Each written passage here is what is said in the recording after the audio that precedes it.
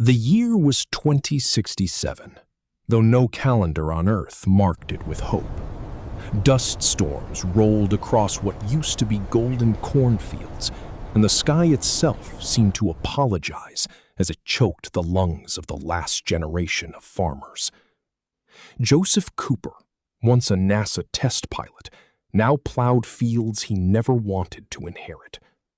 Beside him grew two children, Tom and Murph, the latter convinced that something, or someone, was speaking to her through gravity itself, knocking books off her shelf in patterns too deliberate to be wind. Cooper dismissed it as coincidence until the dust falling through Murph's window arranged itself into ridges and valleys that mirrored binary code.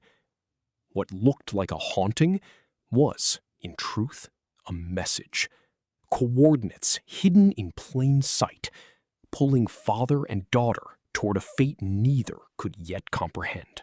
Following those coordinates, Cooper and Murph stumbled upon something the world believed no longer existed, a hidden NASA facility, buried underground, where Professor Brand and his team worked in secrecy on humanity's final exit strategy. Brand revealed a truth more terrifying than the dust storms above. Earth's soil was dying, crop by crop, and within a generation, the planet would no longer sustain human life. But 48 years earlier, a wormhole had appeared near Saturn, an anomaly defying every law of physics known to man.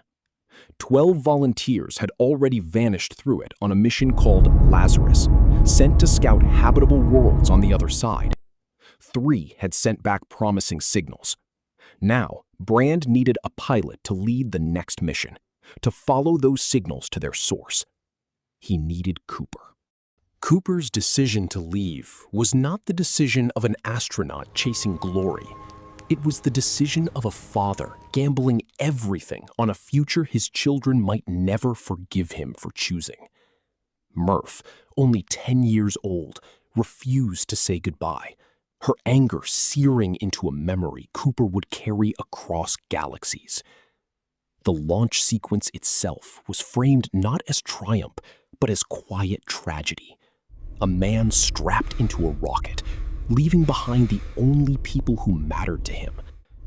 As the Endurance spacecraft broke free of Earth's atmosphere, the audience was meant to feel not exhilaration, but the crushing weight of irresistible choice. Aboard the Endurance, Cooper was joined by Amelia Brand, the professor's daughter, along with scientists Romilly and Doyle, and 2 robots of unconventional design, Tars and Case. Together, they approached the Wormhole near Saturn, a swirling sphere of light that defied every instinct of human perception. Neither hole nor tunnel, but a bridge folded through the fabric of space itself. Passing through it, the crew did not simply travel distance. They crossed into another galaxy entirely, arriving near a black hole of monstrous scale, later named Gargantua.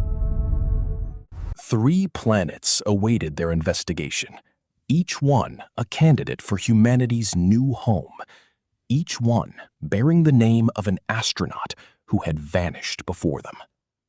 The first was Miller's planet, deceptively close to Gargantua's crushing gravity. The crew's descent toward its shallow oceans seemed routine until the true horror of relativity revealed itself. A single hour on that planet's surface equaled 7 years passing back on Earth. While Cooper and Brand battled massive tidal waves taller than mountains, searching for a fallen astronaut who had been dead for years, Romilly aged alone aboard the orbiting Endurance, watching decades slip away in what felt to him like mere hours.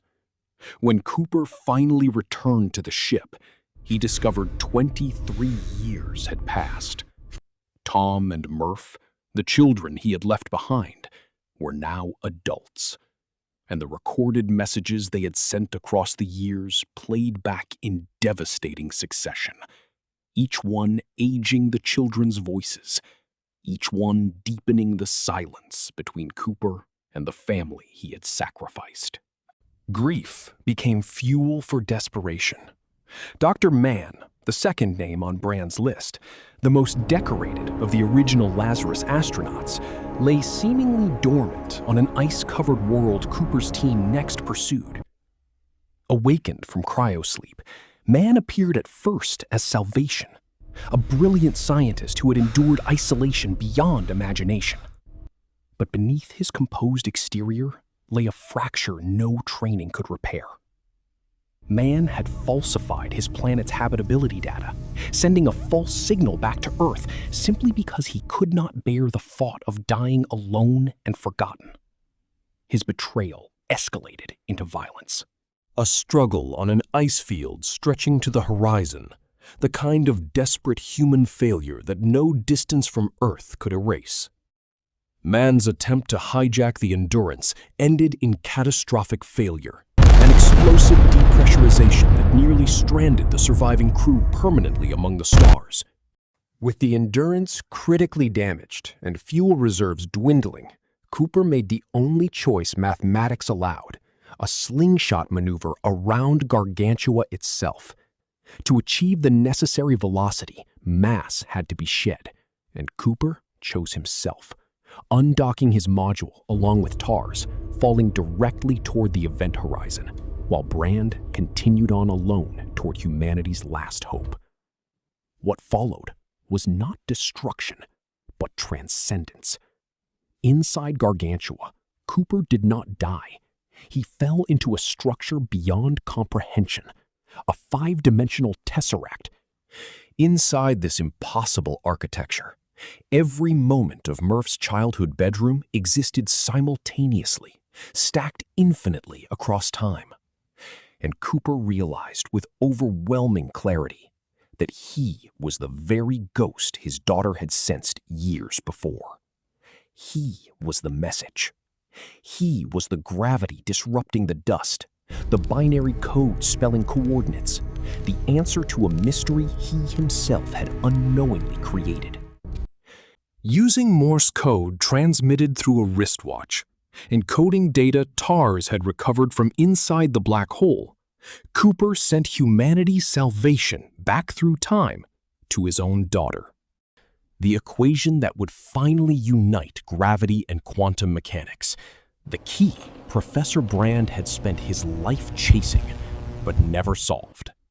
Ejected back into the universe near Saturn, an elderly Cooper awoke aboard a rotating space station, a gleaming agricultural colony built using the very equation he had transmitted decades earlier.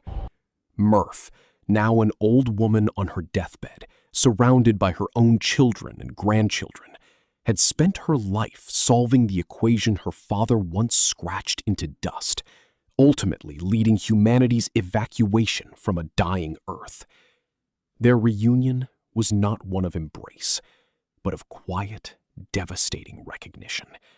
A father who had barely aged due to relativistic time dilation, facing a daughter now older than he was.